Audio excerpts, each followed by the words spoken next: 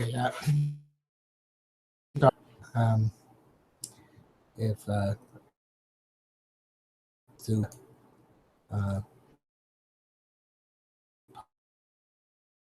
in the chat, link that up in a moment on the website. On YouTube.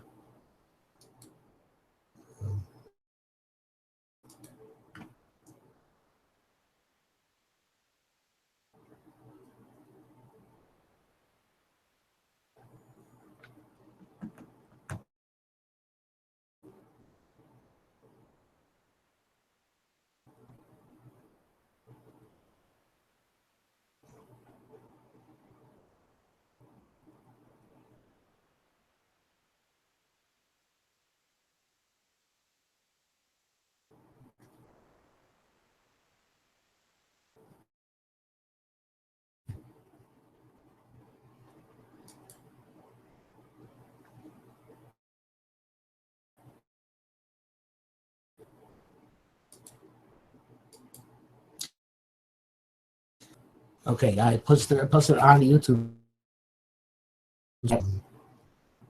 link for the Google Hangout YouTube site. If you want to comment on the live chat on the, you can see it and not get a double take of myself during this year. I wanted to begin with a post.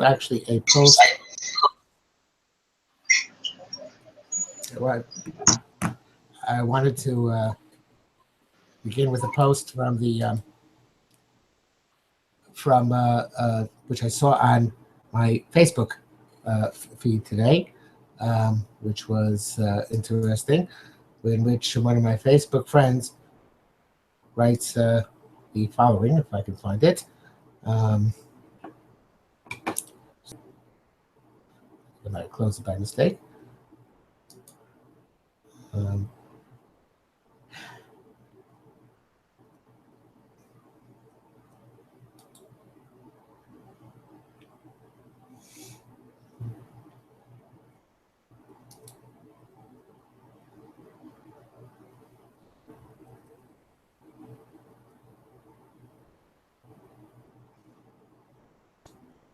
Yes, so this Facebook friend, who for the time being remained anonymous, wrote as, it's coming up on my screen, wrote as follows on his page.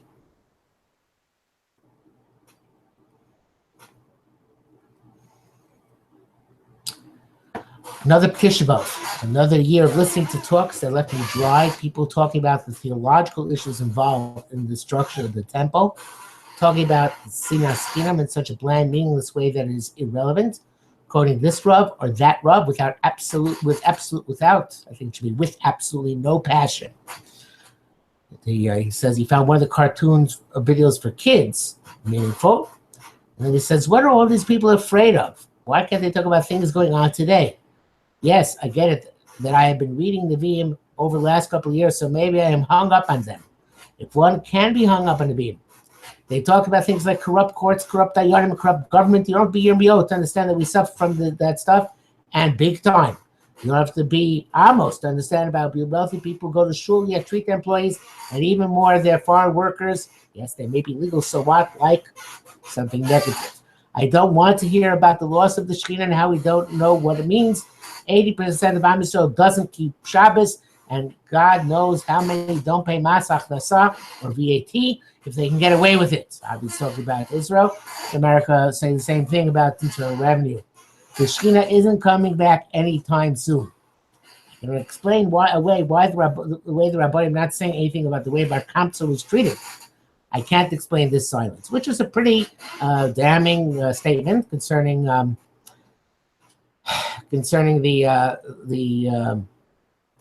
obviously the issues which are involved in our daily lives. I have posted a few of them on my blog in the past few days, especially about the special places in hell for people who cause people to go off the derech, and links to discussions about that. But that is not what I'm going to speak about today. Notwithstanding the legitimacy of my Facebook friend's assertion. Rather, as I said, I'm going to speak about the Tefillah of Nachem. And this is the Tefillah, of course, which either you have said recently or will say shortly, which has to do with the Churban Beis HaMikdash and our mourning thereover, and what exactly we are asking of HaKadosh Baruch Hu to do for us and to help us do on this day. And therefore, it really is the crux of the Tefillah of Tefillas of Tisha B'Av. And point out that something which I just learned new this year in preparing for this year, which is that if you forget Nachem in Shema Kolenu, you can say it in a few other places. One of them, I'm sorry, you forget Nachem in Yerushalayim Mircha. You can say it in a few other places. You can say it in Shema Kolenu, but you can also say it in Ritzei in place of Ya'aleh V'Yavo, and you could say it in Modim in place of Al Hanisim. So this is a fascinating thing. This really is the Tefillah of Tisha B'Av, both in the sense of Ya'aleh V'Yavo and in the sense of Al Hanisim, not just the sense of Bnei Yerushalayim. So this is obviously a focal point of our experience of today. It's not a simple thing. That's A. B is another fascinating thing is that it says in the tefillah in the siddur that if a person is fasting the 10th day of Av tomorrow, obviously I've never met anybody like that, but there are Yechidim who fast the 10th day of Av, then in that case one is supposed to say Nachem in all three tefillos, Mariv, so you're fasting, Min Shachris and Mincha, because the Beis HaMikdash primarily was destroyed beginning in the afternoon of Tisha B'Av and going into the 10th day of Av. So therefore, again, the Ikar day of the Tefillah should be the 10th of Av, and we only say on Tisha B'Av in the afternoon because that's when the Churban started. The question is, of course, why not during Shachris and during Marav and Shachris? And we'll get to that in a few minutes as we get into the Tefillah. But this is just to point out how crucial and critical this Tefillah is, and how much it could extend further in ways which, again, I didn't realize before today. So now we're going to go through the Tefillah itself. And of course, the Tefillah begins with the word Nachem. And the word Nachem is an interesting word because it doesn't say Rachem, it says Nachem. There's in between HaKadosh Baruch Hu have Rachamim us and HaKadosh Baruch Hu consoling us. And the inyan of consoling is that it would seem, a lot of them say that it's based on Reb Chaim Friedlander in Sichas Chaim, but not all of it. But this point is the point Reb Chaim Friedlander makes, is that the pashtus of nechama is that somebody comes to us, the simple meaning of nechama is somebody comes to somebody who is in avelus and tries to diminish his avelus, because obviously we can't take away a person's avelus altogether, by being mishtate, by joining together in his anguish. Sorry, I was distracted here. Jonathan Baker asked, what if 9 of is nidchet to 10? Do we say Nachem 3 times 10? It's only for double fasters. It's a good question. I don't know why we don't say it on the 10th day of Av when it's nidchet 3 times. We should, you're right. I assume it's low plug in order not to confuse ourselves in different years, and that therefore it's only for double fasters. But it's a valid point which requires some sort of explanation. You're right. Again, that was in the group chat. Anybody wants to post in the group chat, it's better than interrupting verbally, I find, so I'll try to answer those questions. The idea of nechama, again, on a simple level, is that we try to be nosei ba'ol im chavero, to join in the pain of the person who's suffering, and that diminishes the sense of suffering. Chaim Friedlander even quotes the comment, Pidgam, Tzarat Rabim, Chati Nechama, that when a anguish is diffused over the course of several people, so then it becomes somewhat diminished because of the participation therein. But that's on a simple level.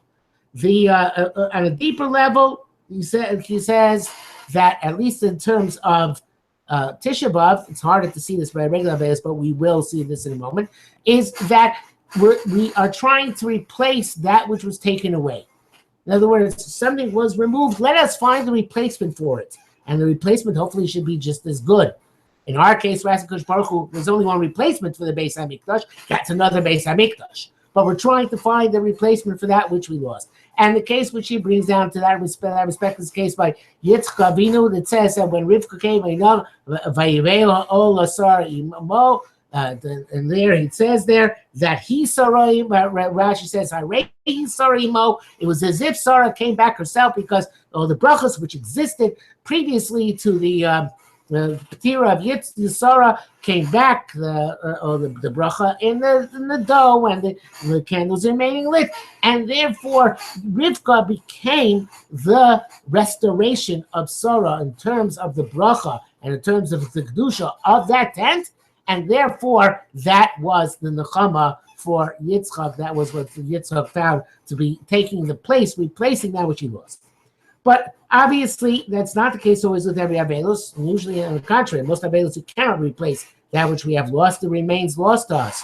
But in this case, also there's I think another meaning to Nachem, which comes from Lo Nacham Elokim Derech Eretz Plishtim at the beginning of Parashas B'Shalach. What does it mean Lo Nacham Elokim Derech Eretz Plishtim? Hashem did not direct them in that direction, as it says, Lech Lechei go direct the nation in a certain direction. Here, he didn't direct them in this direction.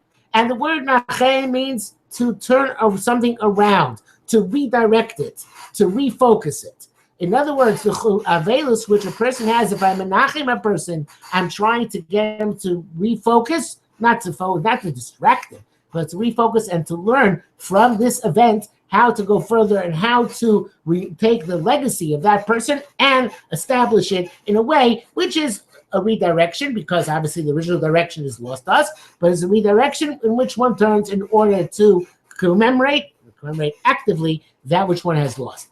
And that's why it says before at the end of Parashas Bereishis that HaKadosh Baruch Hu was Nichat Ki Asisim. Not that HaKadosh Baruch Hu regrets that he made them, but now I have to change directions because the way I tried to do it initially, so to speak, didn't work. We'll try a different way. And in fact, the difference between before the Mabul and after not immediately after Mabul, but after Migdal Bavel became the difference between individuals and nations as the focus of the world, but that's not for today. So too here. When can we say Nechama? We say Nechama when the Beis HaMikdash has been destroyed. Why? Because until the Beis HaMikdash is destroyed, there is no way to redirect ourselves. We're still focused on trying to get the Beis HaMikdash to exist. And that's why at the time of the Churban, the time which is considered Mesa Muta Lefanov, is from the beginning of Tisha B'Av, when a person sits and eats Suda Mafsekes, and the Suda Mafsekes is eaten like a Ki'ilu Mesa Muta Lefanov, that's the word Chazal use, and until Chatzos.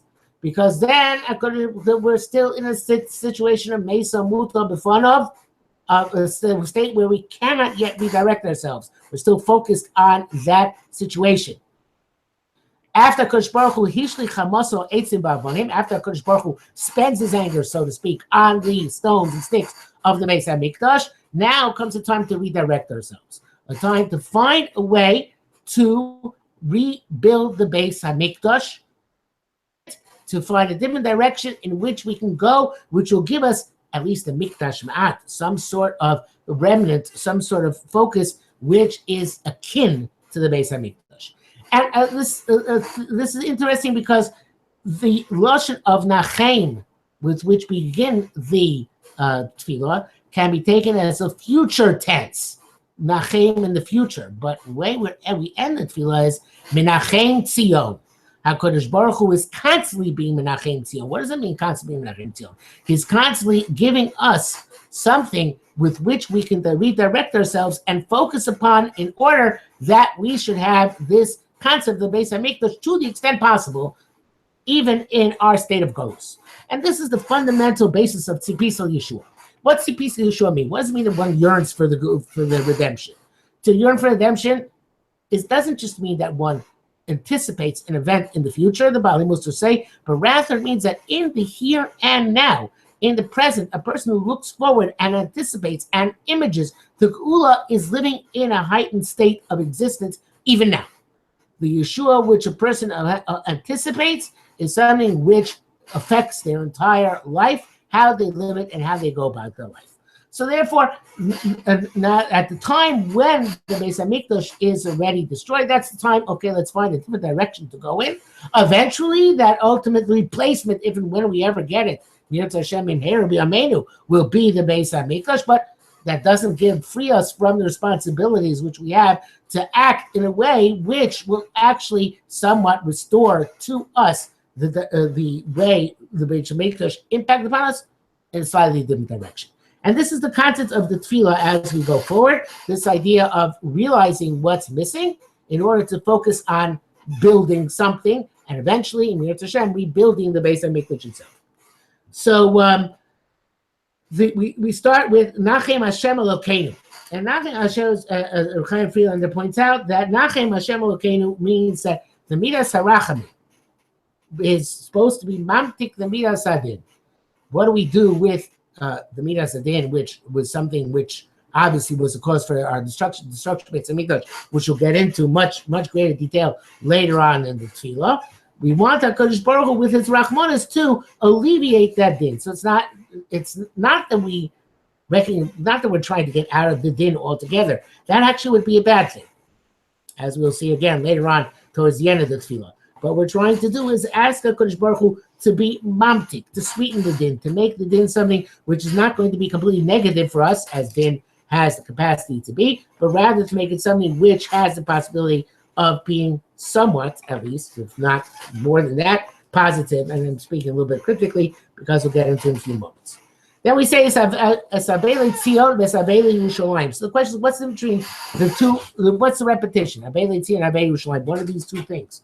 So Reb Chaim Friedlander wants to say that Tzion is the Makom HaMetzuyan, the designated place. That's the Beis HaMikdash. Obviously, the Yerushalayim is the city. But he says a point which, although he doesn't connect it to the word Zionist, it pretty much is an obvious connection. A person who, when we think of Tzion, we think of ourselves as B'nai Tzion, the people who come from Tzion and are connected to the Beis HaMikdash. In other words, a real Tzioni in this sense is somebody who connected to the Kedusha of Kimi Tzion Teitzei Soira. Why is Kimi Tzion Teitzei Soira Dvar Hashem Yerushalayim? The Torah itself, so to speak, comes from Tzion. That's the place of the Hashras Hashina. Then its interpretation comes from Yerushalayim, Dvar Hashem, as it comes down to us. In other words, not the Torah itself, because the Torah itself is very difficult to grasp. This is Dvar Hashem, which comes from Yerushalayim, from its further expansion. But that's a little bit off the track for us for today. For our purpose, Tzion is the Beis Hamikdash and the connection of Am Yisrael, Klal Yisrael, together, which is through the Beis Hamikdash. We know that Chazal tell us everybody davens to the Beis Hamikdash. If you're in Echut Soretz, you daven towards Eretz Yisrael. If you're in Yisrael, you daven towards Yerushalayim. If you're Yerushalayim, you daven towards the Makom HaMikdash. If you daven Makom HaMikdash, you daven towards the Har HaBayis, to the Azar. If the Azar, you daven towards Kodesh Kadoshim. The Kodesh Kadoshim, daven towards the Kaparos. Every Nimtza, all of Am Yisrael is connected, directed towards the Beis HaMikdash, towards the Kodesh Kadoshim. That's the focal point around which all of us are united. So therefore, Tzion represents the Beis Hamikdash and Am Yisrael. Yerushalayim represents the city itself and the people of the city and the great tragedy of the loss of the city. But above all, it represents also, like the Rambam says in Hilchos Chanukah, one of the reasons we celebrate Chanukah is because Chazra Malchus Yisrael, is because the independent or semi-independent autonomy that was returned to the Jewish people. So too, in this case, we have a mourning about the loss of Am Yisrael's autonomy, the loss of Yerushalayim as the capital of the Jewish people, and this in and of itself, besides the avoid of the Beis Hamikdash, which is one thing, there's also Am Yisrael's ideal existence as a nation, which is lost in the Churban Beis Hamikdash, and Churban Yerushalayim, which is another thing, both of which are interrelated and interact, but both of things which we mourn on this day. And I'll come back to the more of this idea again later on in Nachem. And then we say,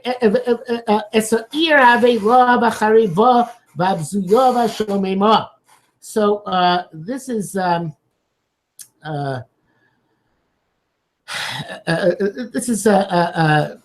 seems to be difficult for us to understand in our day and age. And in fact, there were many people who over the years suggested eliminating Nachem. Thank you for posting the tefillah here. There was many people who seemed to want to eliminate Nachem because the language is not so appropriate, because we see Yerushalayim is built up. As a matter of fact, some as early as the Torah Tamima, the Baruch She'amar, he said, and this is at least back in the 30s, probably earlier, the teens or 20s. So he says that it doesn't seem to be appropriate anymore. This just says we have to keep it, but obviously people have difficulty saying this when they see Yerushalayim is so built up with Shemos Yiperes. So a couple of things about this. Obviously, there's just what the Yerushalayim Shomala, the Yerushalayim Shomata, the Yerushalayim Shomala, and the Avelei Yerushalayim is one thing. There's the Ir Havela B'Chareva B'Bezir V'Shomema. Yerushalayim Shomala is another thing. Chazal say, Kodesh Baruch Hu says, I'm not going to enter my house above till I enter my house below. The two are connected. But Yerushalayim Shomala is a far, Jonathan Baker posted Rabbi Goren's revision, if you want to see one of the suggestions which was made. But in any event, the Yerushalayim Shomala is not contingent on having great hotels and expansive neighborhoods and beautiful shuls, even though they're tremendous Mekaymas of Kedusha and Muchnius and Yeshivas galore. Kodesh lo nimda beis hamikdash of kilo nechra biyamav. But the Beis Hamikdash is not rebuilt. Yerushalayim Shomala is desolate. Yes, it's not necessarily the same desolation as was the case prior to 1918, prior to the beginning of prior to Mishkanot Sha'ananim, let's say in the 1860s, when the Yerushalayim started expanding. But it's still, because the Beis Hamikdash is not built, Avela, Chareva, Bezuya, Vashomema. Yerushalayim Shomala is always going to be in that state until the Beis Hamikdash is rebuilt.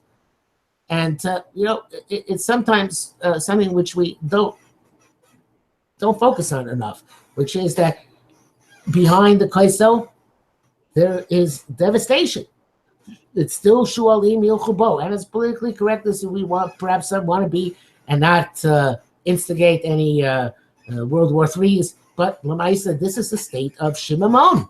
That glorious golden dome is a thorn in our sides. It's not something of which we can ever be comfortable with, not saying which we're going to be happy with, of course, and not saying which we're going to make peace with. It's something which we want to see, the Darchei Shalom, perhaps, eliminated in order that we don't have this constant situation of the Ir, Havela, Hachareba, Habezuya, Hashomema.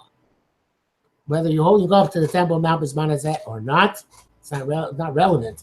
It's still, wherever you can go is not the real McCoy. It's not the Azora. And therefore, it's still Shomema. The Azora is totally Shomema. Adarabah, it's worse. If it's one thing, it's desolate, but it's built up with a different type of religion. There's no doubt that this is still that type of destruction, which we should mourn in the same language. My son Noam writes, Rabbi Left compared to someone who has never seen the sun and discovers the light bulb as a replacement for a candle. He believes the light bulb must be as luminant as the sun. He shows it to a man who has seen the sun, and the man tells him the light bulb is not even comparable to the sun, which is an interesting parallel, because later on we're going to get to the sun when we get to the end of the tefillah. So, and there's a little bit more to be said about this before we go to the next part of tefillah, which is that the Madrega of Yerushalayim also was, we know, because from Meiser Sheni. That Meiser Sheni used to bring up Yerushalayim, says the pasuk, in order to man tilmad v'yiras Hashem Elokecha. Yerushalayim has to be, if it's to be the Yerushalayim of the ideal state in which it's supposed to be, it has to be Yerushalayim in which one learns Yiras Hashem. In other words, one should be able to walk the streets of Yerushalayim and to see, so to speak, Zekeli Vaveyu. that the Kodesh Baruch Hu is there. So I want you to tell you, of course, there's nothing, we should never diminish my dread of Yerushalayim in our day and age. I heard once the Kleisenberger Rebbe said, there's not as big a picture for Yerushalayim as for Tzfas, but you get the idea. He says in Yerushalayim, one can sense the Shekhinah, and in Tzfas, one can see the Shekhinah. Okay? So in Tzfas, sunset time, obviously there is something to be said for that. But Yerushalayim also, one can feel the Shekhinah. And of course, if one walks on Shabbos in Yerushalayim, and even a place where cars can go, it's a very little traffic. But one can see that in Muncie too, fortunately or unfortunately. But that there should be Leman Tilmad V'Yira B'chutzos Yerushalayim. That's something which is again lacking, something which is still part of Chareva and Mimonoseha. Let's come to it in a moment. First, Haveilami Bli Banel. What does it mean, Haveilami Bli Banel? Again, the Har HaBayis, as we said a few moments ago, cannot be approached. Whether you can go up to the mountain, not the mountain, go to the mountain, but the Har HaBayis, the Azora itself, the place where the Kedusha was, there. That's not there. Tzion is Haveila Bli Banel. The Makom Mizbeach, the Makom Evan Shasiya, that doesn't have its children. The children cannot come there. It's foreigners who are coming there at this time. And that's something which is supposed to think about. It's supposed to image in one's mind how Tzion itself is Avela on the fact that its bunning cannot come to it. And then Charibon Mimonoser. This says that a Ma'on, is a place for the Shekhinah. One of the heavens is called the Ma'on. But the Ma'on is generally a place for the Shekhinah. And Chorban Mimonoser means that there is a lack, a dearth of places for the Shekhinah. Yes, but still, that's not the same thing as the place where the Shekhinah was able to reside and experience at the time that the Beis HaMikdash existed. So that's Charei Mizanaseh. V'abzuya mikvodah. So what does b'zuya mikvodah mean? It means that there is no lack of kavod shamayim. And as the Ramban said, when he came to Eretz Yisrael and visited, Kol HaKadosh Yoser, M'chorev Yoser, Shumam Yoser, I think it said. So that the more holy the place, the more Shimamon there is. The Chaim Friedlander says, almost in Eretz Yisrael, in most of Eretz Yisrael, you're hard pressed to find a place where you can call the Muzain call 5 times a day to prayer, or hear the church bells ringing, call summoning their faithful to prayer, except in the old city of Yerushalayim. And as tolerant as we have to be of other religions in our day and age for Darkei Shalom, Derech Eretz, not to prevent another war, but it shouldn't be this way. It should be that Ro Kol Me'eretz Geshem Hashem Nikra Lecha V'Yor Mimeka. There's something wrong with us. There's something deficient in Yerushalayim. Something that's cause for Avelus, because that Kiddush Hashem, which would eliminate that type of Chil Hashem, is lacking. So that is a show of Zuyah Mikvodah. Its cover is degraded, because it says that at the time of Chazal say at the time of the Bayis Rishon, when people come to do pragmatia, they will come to engage in commerce with Bnei Zvulun, they would come then to Yerushalayim, and they would see how we are one nation with one God, with one Beis HaMikdash, we will eat the same food, and they would be Megayah. That's the level of not B'ziyah Mikvodah, a level where the covenant is intrinsic and manifest and causes that type of reaction. The people who come to visit Yerushalayim to see the Beis HaMikdash.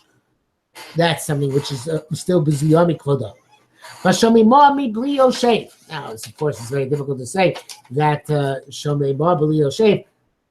There are people who sing Yerushalayim. Obviously, people live there. But another point. Before we say Haveilami Mi Bli Banel, Shomei Ma Mi Yoshev. What's the difference between Banim and Yoshvim? I think it's obvious. Banim are the people who are, so to speak, the residents of the city. Right? The people who are Bnei Yerushalayim are people who have an affinity with Yerushalayim. They are the citizens more than the residents. Whereas the people who are rather just Yoshvim are people who are dwelling there as residents, but not full citizens. So we're saying here that the Yerushalayim is Avela Mibli Baneha, which is a high, Avelus is much more intense. It's Shomei Ma Mibli Yoshvea. And again, there are the Gemara in Baba Basra speaks of Latzi Lovo. Everybody's going to be at a different level.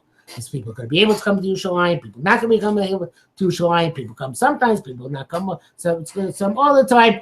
Different levels. Different. The Gemara gives the metaphors with how much of the Livyasan you're going to have. Whether you're going to eat it, whether you're going to have it as a garment, whether you're going to have it as a necklace, an ornament. There's different levels in which a person reaches. But everything is focused on Yerushalayim, and there are many Yoshvim who perhaps are not B'nai Yerushalayim, who also, by an extension of its cover, and are affected by its cover. And those it's desolate from those Yoshvim. What does it mean it's desolate from those Yoshvim? Of course, more tourists perhaps come to Yerushalayim than many other places on earth. But the tourists should come away when they come with a special connection to Yerushalayim, a special kedusha they've absorbed because they're in Yerushalayim. And sometimes I think it does happen, perhaps many times, but it should happen every time. Like the Medrash says about people come up to Yerushalayim time first base of Mikdash. So Shomei Mami Bli Yoshvim means the Yoshvim are not impacted upon the same way they would have been at the time of the base of Mikdash being existing. V'Yosheves Chafui Kisha Kor Shelo Yoladu. Now this struck me. It struck me this morning when I was preparing. First of all, Yosheves means she's Yosheves down to the ground. Yerushalayim itself is in this Avelus corresponding to our Avelus. But Rosh Chafui, it struck me, and this is interesting insight, which perhaps you'll agree with and not agree with, that Chafui is the opposite of Yachef. Yachef means barefoot. Chafui means covered.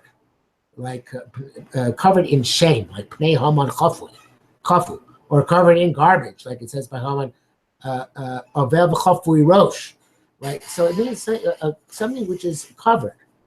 Now, normally, the legs should be covered, and the head should be uncovered. So therefore, the legs should be Chafui, and it's a sign of Avelus when they're Yachef. Either sign of Avelus or sign of Great Kedusha in the base of Mikdash. But obviously there are different purposes. But it's ideally speaking, the legs are supposed to be covered. There's exceptions to the rule, normally negative ones where the legs are uncovered. The head is the opposite. The head is supposed to be, so to speak, Yachef. It's supposed to be revealed. It's supposed to be something which sees and is seen by others. And it sees and it emanates Kedusha, the Hadras Panim, which it has when it is a head, a face of Kedusha. Koretz P'neim Ansabaim, B'kabetz Kolam Seder Panim Yafos. This is the way one interacts with other people, with one's head and its head being revealed. Yerushalayim is Yosheves. It's mourning for Rosh Chafui. An Avel is supposed to be Misatek, supposed to cover his head. Because at that point, his interactions with the outside world are not going to have a positive, not positive, and he doesn't even necessarily want those interactions because of the state of Anilos. But Yerushalayim to be in a state of Yoshev Rosh Chafui means that the countenance of Yerushalayim is not extended towards us, it's hidden from us, and we are not able to see it. So therefore, that's a state in which Yerushalayim does not manifest to the extent it's supposed to, the ideas of HaKadosh Baruch Hu, the Kavod Hashem, which is supposed to represent. What is Yerushalayim supposed to represent? So one of my favorite thinkers is Dr. Isaac Breuer. Dr. Isaac Breuer writes that Tisha B'Av is the day of mourning over the destruction of the meta-historical past of the Jewish people. Isaac Breuer is very, very fond and writes extensively of the idea of meta-history versus history. And meta-history is the impact which Am Yisrael is supposed to have on history.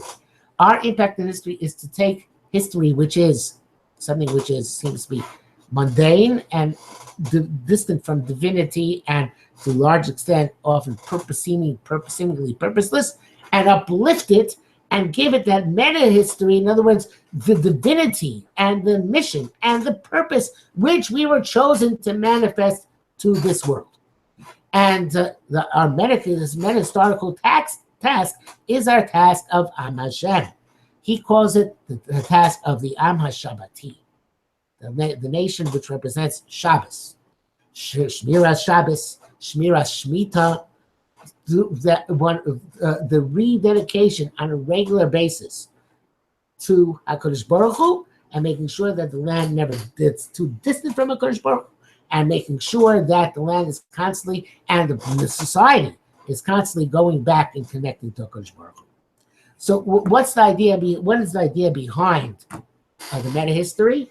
A nation which is in its land, serving HaKadosh Baruch Hu in the ideal way, in a way which is a national way. In other words, an olam hazeh, derech hateva way, but a derech hateva uplifted, a derech hateva which is done according to all those mitzvahs which the Torah gives us, how to lead a proper agrarian or rural or semi-urban society in a way which is l'shem lusi peretz and a קינו שם שמיים. And with Tisha B'Av, we didn't just lose in the history of Am Yisrael the Beis HaMikdash. We lost and still are missing the capacity to manifest the meta-historical mission which we have. Of course, as we go back there as Yisrael over time, as the Geula, as we hope, progresses, we get perhaps more and more of that capacity back. But that's something which is, without the Beis HaMikdash, can never be complete. Without the Beis HaMikdash, that meta-historical mission which we have is incapacitated, is crippled, is handicapped, is not going to be able to be fully accomplished. Because without that focal point, how can you possibly have everything, all the spokes on the wheel going from the hub if the hub is destroyed? So therefore, that idea of what is Rosh HaChafri, what we're missing is that lighthouse where everybody turns to see what we're supposed to, how we're supposed to illuminate the world, and uses that in order to bring to all aspects of human endeavor the word of HaKadosh Baruch Hu, the message of HaKadosh Baruch Hu, the divinity of Am Yisrael. All that is Yosheves B'Rosh HaChafri. It's down. It's not up like a light tower. It's down to the ground, and it's concealed. And therefore, it's Akara Shelo Yoda. What are Ela Toldos Yitzchak? What are the Tolados of Tzadikim? Tshuva and Maisim Tovim. Yerushalayim is not bearing that fruit of Tshuva, Maisim Tovim, of the Or LaGoyim, which it's supposed to be representing. It's not talking about necessarily the lack of people. For much of Jewish history, that's what it's talking about as well. But it's still Akar Shaloyada in that the Tolados and Peiros of the Torah and Maisim Tovim, they are not coming forth from Yerushalayim the way they're supposed to. Baruch Hashem, it's much better than it used to be. But it's still Akara, relatively speaking. Without the Beis HaMikdash, how can it possibly be what it's supposed to be in terms of producing those Tolados of Torah and Maisim Tovim? So that's Akara Shaloyada. It was swallowed up by legions. Now, the word legion is, of course, a Latin word, and it doesn't have a shot in Hebrew. That is, I'm about saying that because in order to clarify, what I'm about to say is not shot, but it's an idea which occurred to me. The legion is, I think, related to the word legima, to swallow. And legions swallow up. Legionos. They are bolea, whatever comes into their path. Am Yisrael is rarely, occasionally called Chazal Legionos Shel Melech, but we're normally called Tzivos Hashem, the armies of God. The difference between our army of Tzivos Hashem and the legion of the Roman legions is that our tzava, and again, this is not shot. This is just Jewish. I think it has a message. A tzava is like a tzav. It's like a turtle. What's in between swallowing up and covering over? Swallowing up means is destructive. And covering up is to, so to speak, shade, protect, and encompass in a way which is positive. So the Tzivos Hashem, our armies are supposed to go out from Yerushalayim. And we're supposed to conquer the world for HaKadosh Baruch Hu in a way which doesn't eliminate, doesn't destroy, but rather covers, conceals, and gives a certain type of aura to whatever we come into contact with. That's what a Tzva Hashem is supposed to do. A legion, a Roman legion, destroys. It swallows up in a way which then digests and eliminates what existed previously. And that, in fact, if you think about the Roman the conquest, is what Rome did to most of the Roman world, is that they tried to make it very much uniform. And the Pax Romana was based, I think, on that notion of the unity of the Roman Empire. But Am Yisrael was always a thorn in their sides, which is why it's hard to understand unless you understand this. Well, it's true about anything, but it's hard to understand unless you that you know that I think as far as I know, the only time Rome felt it necessary to mint a coin is to celebrate a destruction of a nation, to erect a permanent arch to celebrate the destruction of a nation, was for Judea Capta, for the capture and the victory over the Jews. There was this idea of the Roman unity of destruction of civilization was never successful against the civilization of Am Yisrael. And therefore, when they thought they actually accomplished it, but they made a tremendous simcha, because it's something which they could not have succeeded till then, to be valua legionos, to destroy and swallow and destroy and digest and expel. But that's what they did. That is what happened. That's the destruction of Yerushalayim and the tremendous chil Hashem of the destruction of Yerushalayim. The Romans proved wrong. We proved more resilient. That's something which was a tremendous chesed from HaKadosh Baruch Hu, and perhaps something which has to do with our being a stiff-necked people. But the bottom line is that the legiones came and they tried to swallow it, and Elia Capitolina, which was the city which the Romans founded on the ruins of Yerushalayim, was a city which was to bereft the Jews, Judenrein in the earliest sense, and something which was tried to completely de-sanctify Yerushalayim by plowing under the Beis HaMikdash and erecting the pagan temple at the time. And Noam writes me that Roman coins have often have reference to military campaigns and defeat of foreign powers, in which case my idea about the coin was not true, but the idea of the arch, Titus's arch, still remains, I think, apropos. Okay. By Yeshua of Deib, and this is again the flip side of the legionos of Rome coming and conquering the city, is that they put up these idols, which were the first of many different religions to conquer the Temple Mount and the Beis HaMikdash. First it was the Romans with their idolatry, there was the Christians with their paganism, and then it was the Muslims today with their warped monotheism. But and perhaps there's a progression there towards the Gula. I don't know. Look at it that way. But it's taking a long time. And they've seen were the first ones to come. And they, of course, was simple physical destruction without having to resort to any metaphor here. And that is, of course, something which is tremendously we have guidance in the Churban, both by Bishop and by Sheni, described in tremendous detail and horrific detail all the Amcho Yisrael Charev. And they deliberately went after the Chasidei Elyon, the most holy people. Like you mentioned from before, on the Ramban, from Kusha says Shemem Yosef.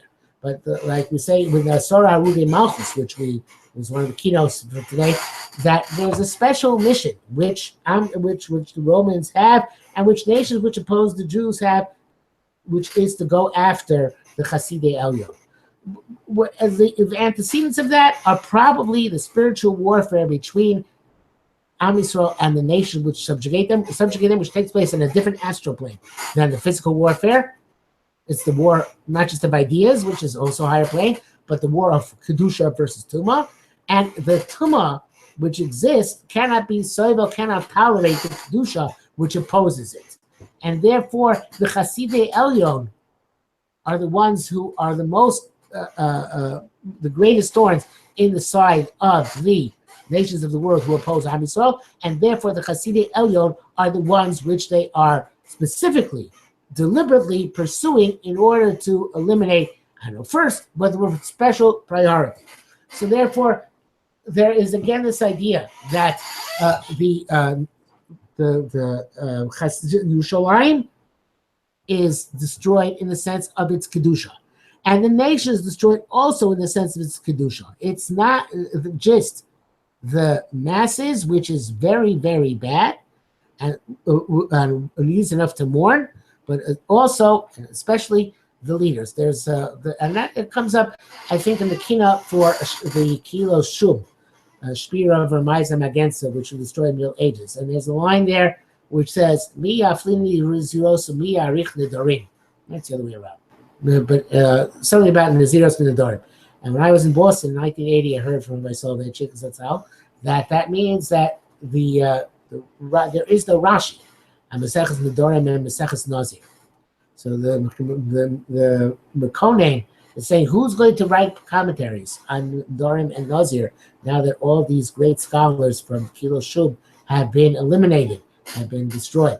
So there's always a focus on not just the loss of Am Yisrael as a totality, which is horrible enough, but also sometimes and especially on the loss of the great leaders who would have had this tremendous impact on Am Yisrael and on the world had they been allowed to survive, had they been allowed to thrive.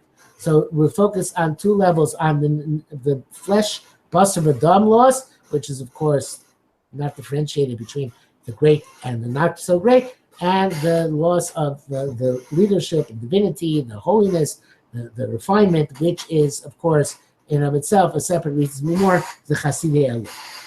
Al ken Tzion b'martivke, Yerushalayim titein kola. So there are two aspects here. The martivke is the inner essence. The chia is personal. Titein kola is the outer manifestation to pronounce and publicize this grief. If you think about it, it's the opposite of simcha and sasa. Simcha is internal simcha, usually, not always, but usually it means internal simcha, something which is almost private. And sason is the jubilant joyousness, which is the outer manifestation of simcha. So here we have these two things also corresponding to that. We have a Batzion b'martiv keh, Yerushalayim titein kola. Tzion is the inner essence, right? The Beis HaMikdash, the connection of Am Yisrael to the Beis HaMikdash. There it's going to be starting Tivke Nafshi, in those secret spaces where only Am Yisrael can appreciate the great loss. That's a special Martiv Keh, special bitter crying, realizing the loss of the spiritual essence of Am Yisrael, the source of our mission, the focus of our mission. But of course, Yerushalayim titein kola, there's also the obvious and more extrinsic devastation of Yerushalayim, the loss of our malchus, the loss of our people, the loss of our capacity to affect the world in the way which we're supposed to. That is a very public phenomenon, and it is dealt with publicly. It's stated as something for which we have to be no saying kol. And the opposite of loss, again, the loss of lava, near to Shem, there'll be kolos in Yerushalayim, kol sason, kol simcha, kol chos, and the kol kala. In our day and age, the kolos which Yerushalayim gives, whether they realize it or not, are kolos of the lack of the Shekhinah, the lack of HaKadosh Baruch Hu's nation and destiny being manifest, meta history being able to manifest itself. Libi liba chaleim may I chal aleim. my heart on their the casualties, my intestines on their casualties. So it's something which is a funny language from our perspective, but it's Reb Chaim Friedlander does give a very beautiful explanation of this. He says that there is this is based on a pasuk in Yirmiyahu. May I ochila hiros libi hema li libi lo charish. So in this pasuk, may I is doubled, and libi is doubled. Yirmiyahu daled yud tes. So therefore, since the pasuk says it twice, this tefillah says it twice as well. That is the name of Avudra, in order to emphasize the anguish, the tsar. And the Chaim says a very interesting thing. He says the feeling of the intestines, of the digestive system, is something which is below a person's consciousness. It's in the unconscious. It doesn't come because a person knows it's coming, and it doesn't do it. It's involuntary. When a person feels something in his stomach, it's like a person says, "I feel in my guts. I feel in my kishkas," depending which language you're using. That means that he feels some sort of tremendous emotion. It's usually a negative one, which causes his digestive system to go a little bit out of kilter, a little bit out of whack. It's not something which comes as voluntarily. A person really doesn't want it, but it happens. The heart, he says, is the source of the desires and the emotions of a person. And when a person when a person's heart is in anguish, it's because a person deliberately causes his heart to have anguish, because the heart responds to stimuli which a person is conscious of, whereas the stomach, the stimuli which a person is not conscious of. It's interesting. What he's saying, and therefore he says that a person also understands what he's feeling in his heart much more than he understands why his stomach is feeling the way it does. And he says an interesting thing as well. He says that when the heart feels something, it's good. When the stomach feels something, it's bad. The heart feels something, it's sensitive, it understands, it tries to grasp what's going on. When the stomach feels bad, there's nothing you can really do about it in terms of understanding. It's something which is just a phenomenon which happens without necessarily being in a conscious way connected to something with which you can directly connect it. Okay, one can argue with this definition. It's interesting definitions. They're interesting idea, but the idea in our pasuk is libi achaleim. I feel the emotion of the heart, and I feel my stomach churning. The level of sensitivity, which is emotion, which one experiences more directly and with more emotional understanding, and the emotion one experiences as a gut reaction, which doesn't necessarily have to do with emotional understanding.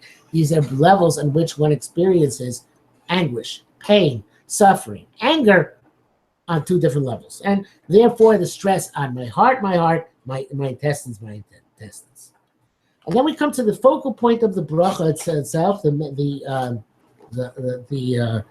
the last sentiment, which is before the chasima, which is always the main part of a bracha. Your Kadosh Baruch Hu ignited it in fire, and eventually you're going to rebuild it in fire. So fire for us means, generally speaking, midas hadin. And the midas hadin, the critique of midas hadin, was what destroyed the Beis Hamikdash, both the first one and the second one, whether it's because of the Shalosh Haveros Chamuros or because of the Sinas China. There was a midas hadin which came because Am Yisrael no longer was worthy of midas harachamim. Usually, the rachamim mitigates the din, erech hapayim, rav chesed, but at some point it goes past the critical mass. It gets beyond the point of no return, and then the midas hadin must say the demands that the chilul Hashem of whatever happened has to be atoned for by a kiddush Hashem, which unfortunately requires the midas hadin to exact punishment, to exact vengeance on people who are sinning. This is particularly so in a case of hypocrisy, like the second Beis Hamikdash, when people seem to be quite frum, but in reality we're corrupt on the inside and suffer from sinas chinam, because there is a more of a chilul Hashem when there is hypocrisy than there is when there's open rebellion. Because when a person is echad b'peh, echad b'leiv, a person is one way on the inside, one way on the outside. So then the outside is defiled by the inside. Person who is the same way inside and outside. So then he's either defiled or he's holy, but there's no mixture of which then defiles the holy. It's defiled or holy, but this is defiling, being the kame, that which should be tar. So that's the second base of Miklash's root cause of sinas chinam, which unfortunately I don't see how we fixed at all since that time of instruction. Of course, we went around there to see how bad it is, but it's pretty bad and horrible today. That is that Midas Adin requires that at some point the hypocrites are revealed. The tzvuim are revealed to be tzvuim, and that is the cause for great destruction and desolation. So the Midas Adin comes about and demands that there is an Eish which is Meitzis, an Eish which is ignites. But there's another form of Eish, which is an Eish which is necessary for building. A blacksmith cannot function without an extremely hot fire. You need fire you need the heat of the sun in order to anything to get done on earth. Fire also is a positive thing. And the Midas Adin is a positive thing as well. Because the Midas Adin, sometimes it comes and says, you know what, they suffered so much, it's bedin, they should get rachamim. At some point, it's a cycle. The din comes and destroys. But then the din comes and says, yes, but now bedin, we have to give them rachamim. That's rachamim bedin. The din itself causes rachamim because there is the cyclical din, too much din, rachamim. Too much rachamim, then din again. But eshitzato u'eshato asid leave no son. There is a din which causes destruction, and the same din can cause the construction. And again, the mashal of this is human fire. Human fire has positive and negative. And Rabbi Friedlander has a beautiful mashal with this. He says, the sun is can be very negative, can be very positive. And the sun's effect is measured in minute increments. The difference in the range of the sun, in its distance between the sun and the equator, and the sun and the north or south pole, in terms of absolute terms, is minuscule. It's ridiculous. It's extremely small. Yet, that difference makes the difference between a zone which is temperate and a zone which is completely cold, and conversely, around the equator, a zone which is very, very hot. So, the way the Earth is mekabel from the sun, how it receives the sun, in what aspect it is when it receives it, determines whether the sun is good or the sun is bad for it, and whether the sun is effective or ineffective. And so too, tzaddikim yechobam mishormi koshlomam. The Bishloki says that Lasi Glava Kosh Baruch Hu Motzi Chama Min Artika. Kosh Baruch Hu is going to take the sun out of its sheath, and it's going to be a punishment for the Rishoyim, the same sun, and reward for the tzaddik. Why? Because a person who is in a place where he's able to accept the sun and use it appropriately, for him the sun is a great blessing. For a person who's not in the same right place, even by a very slight deviation, the sun can be totally devastating. The Midas Adin, says Rabbi Friedlander, is necessary for Hasidim and Tzaddikim, because otherwise there'd be any reward they got would be Na'amad Kisufa. Would be something which they're getting for free without earning it. And we know how much Ramchal tells us how bad Na'amad Kisufa is, that a person's true reward is only reward which they have earned. So therefore, for Tzaddik, the Midas Adin is good, moderation. For Russia, Midas Adin is bad, because for him, it won't be a sun which warms and helps us to build, but a sun which burns and destroys. So therefore, the same Eish, Kimin Eish Shitzato, and Eish Ato Asid leaves no sun. Depending on where we are relative to that sun will have those different impacts upon us.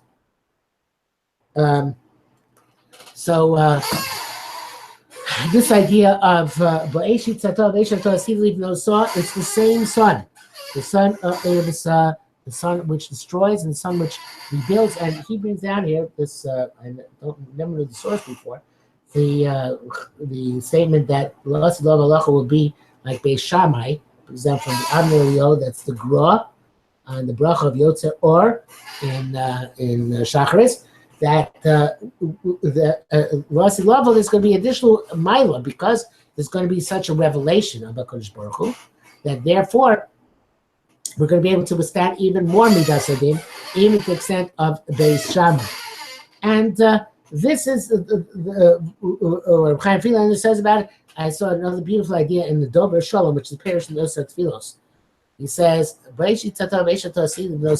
what fire rebuilds the base of English? There's understanding, which is that the fire comes down, its mikdash comes down as a fiery structure, or comes down in the midst of fire. But he says the fire which rebuilds the base of mikdash is the fire of the Yiras Hashem, of the Oivdei Hashem, of every generation. And each generation is Avodas Hashem, and the Yiras Hashem, which is like a heat, a fire, is what rebuilds the Beis HaMikdash. And the Beis HaMikdash, when it comes down, it's going to be a start with a combination of all the Yira, or the heat of Yira, which has been generated over the course of the last thousands of years, that is the rebuilt Beis HaMikdash. So the Eisha Tasi Livnoisa means the fire which we now generate with our Yiras Hashem, which a lot of it can come from the proper form of Avelus on the Tisha B'Av, of course. That is what rebuilds the Beis HaMikdash. So that's Eisha Tasi Livnoisa. Kamor, really damn pasuk. I'm going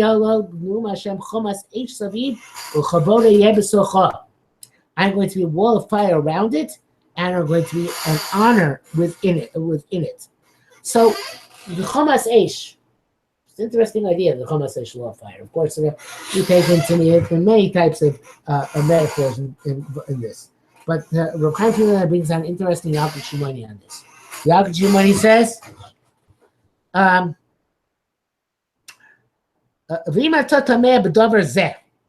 if you're going to be astounded, how can fire be a good thing? So he says, come look at Hanani, Mishael, and Azariah.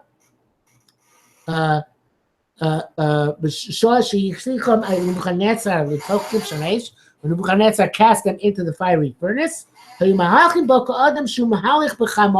walked about in it like a person who's walking in the warmth, biyom hatzina, on a cold day. And there's a certain fire, a chomas eish, is very good when the world is cold. Now I want to expand upon this a little bit, which is that Chazal tell us that the Malach who came down and saved Chanai, Mishael, and Azariah was the Malach Gavriel. Malach Gavriel represents fire, the Gvura of HaKadosh Baruch Hu. And the Hanani, Mishael, and Azariah, at that level where they were in the furnace, L'Shem Shamayim, so they're at the level of Eish Ochlo Eish. Fire consumes fire. There's a fire of Ruchnius, which can overcome the fire of Gashmius. And that fire of Ruchnius is a good thing, not a negative thing. It's like the fire which heats up a person on a cold day. And the Chomas Eish, which surrounds Am Yisrael, going back to the Dover Shalom, is the Eish of our Yiras Hashem. And that Eish of Yiras Hashem is the Eish of Gavriel when it's in positive. Gavriel's fire also destroys Rishayim, but it warms up the tzaddikim because the Eish of Yiras Hashem, when it's Russia, is exposed to Re'iyas Hashem, to seeing Hashem. And he lacks Yiras Hashem, that destroys him. But when a tzaddik has Yiras Hashem and is exposed to further Yiras Hashem, it becomes a Chomas Eish, a fire, a positive structure made out of fire. And this Yiras Hashem is the surrounding, enveloping, and necessary protection for Kavod Hashem.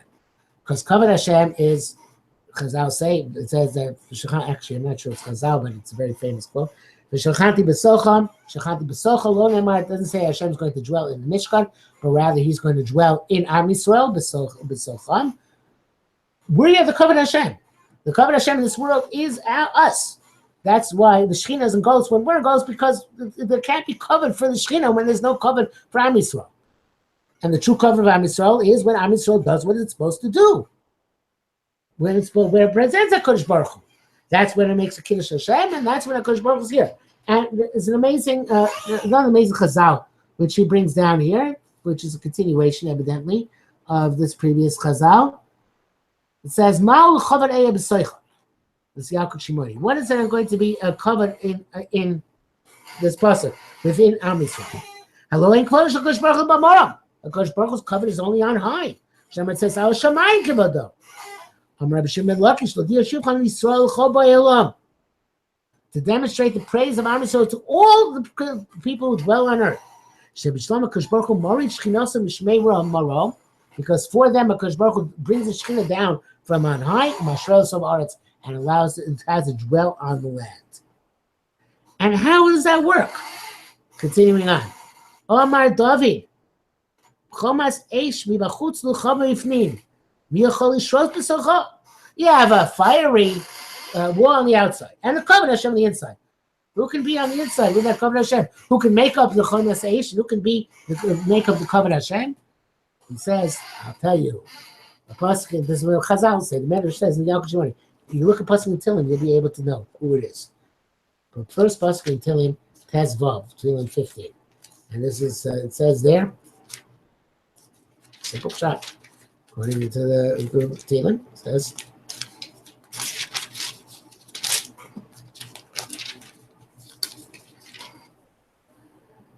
who's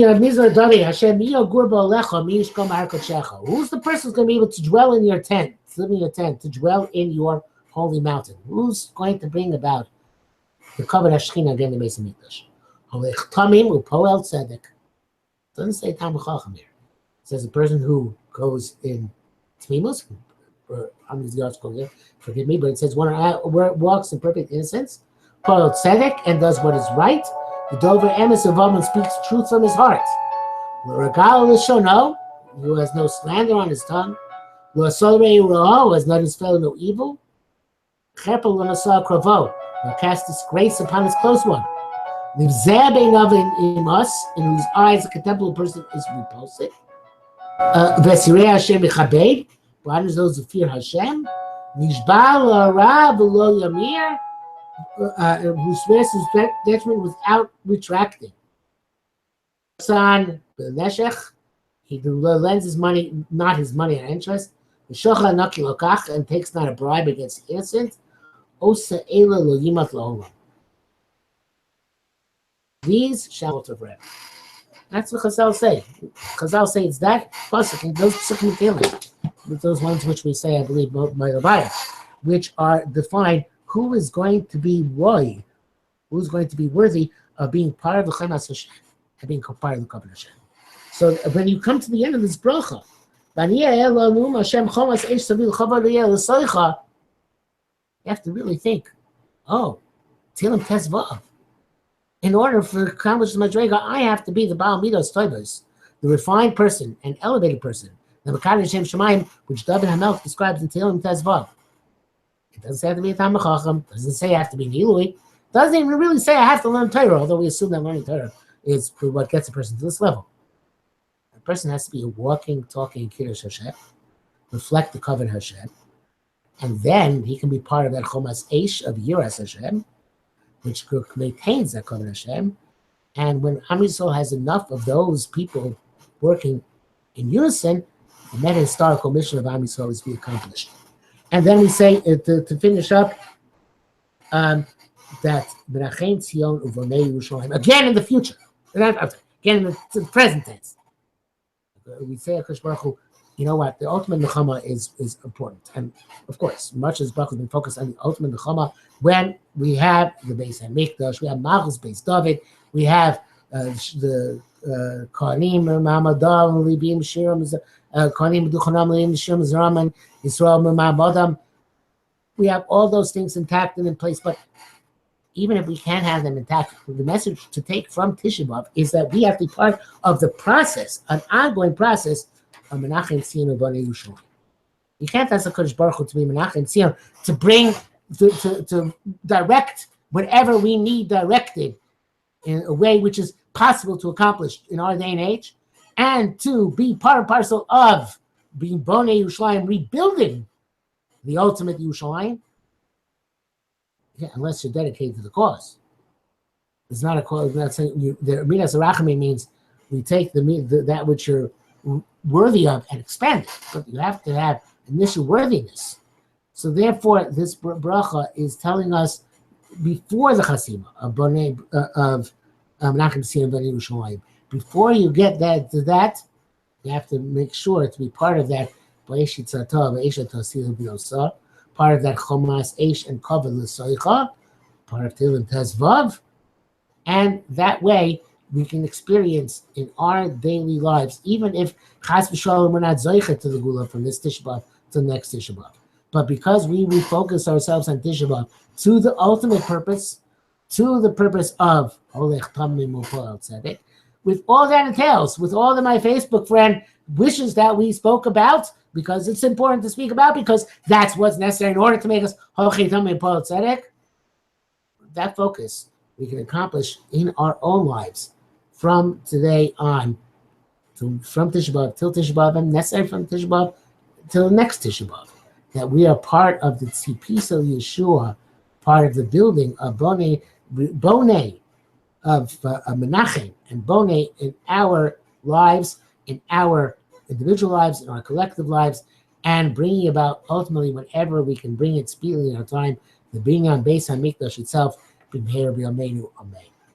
Thank you very much.